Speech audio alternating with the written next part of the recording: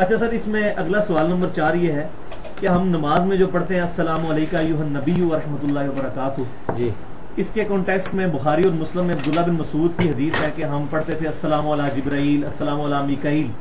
तो नबी सल्लल्लाहु अलैहि वसल्लम ने फरमाया कि ये ना पढ़ा करो, तुम वही पढ़ो तशहुद। जमीनों आसमान में जहां जहां अल्लाह का नेक बंदा है, अल्लाह तुम्हारा सलाम उस तक पहुंचा देगा। ये बुखारी मुस्लिम की हदीस है।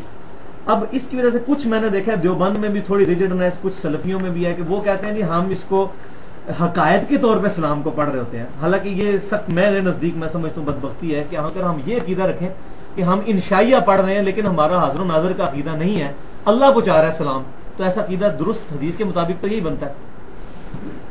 हदीस में कहा है कि अल्लाह ताला तुम्हारा सलाम पहुंचा देगा, तो फिर हम ये अकीदा रखें कि हम हुजूर सल्लल्लाहु अलैहि वसल्लम को जो वो खिताब का सीखा है वो हम हदीस की वजह से पढ़ रहे हैं, हाज़िर नाज़िर या सुनने के अकीदे से नहीं, तो फिर ये दुरुस्त है ना? दुरुस्त होगा, बिल्कुल दुरुस्त। लेकिन ये कि सलाम पहुंचाने का मतलब क्या है ना, ये भी इस बारे में गौर करना चाहिए कि नबी करीम सल्लल्लाहु अलैहि वसल्लम को सलाम एक तो सही रिसाबत फरिश्ते पहुंचाते हैं ना।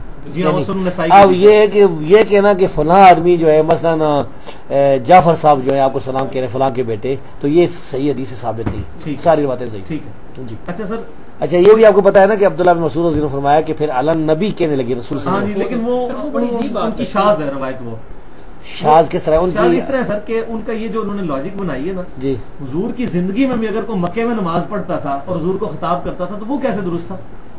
ये उनकी अकलन भी दुरुस्त नहीं है, इसीलिए सहाबा का इजमा नहीं हो सका। नहीं हुआ। आप अय्युहन नबी ही पढ़ते हैं ना जी, आप तो अय्युहन नबी पढ़ते हैं। ठीक है, ठीक है।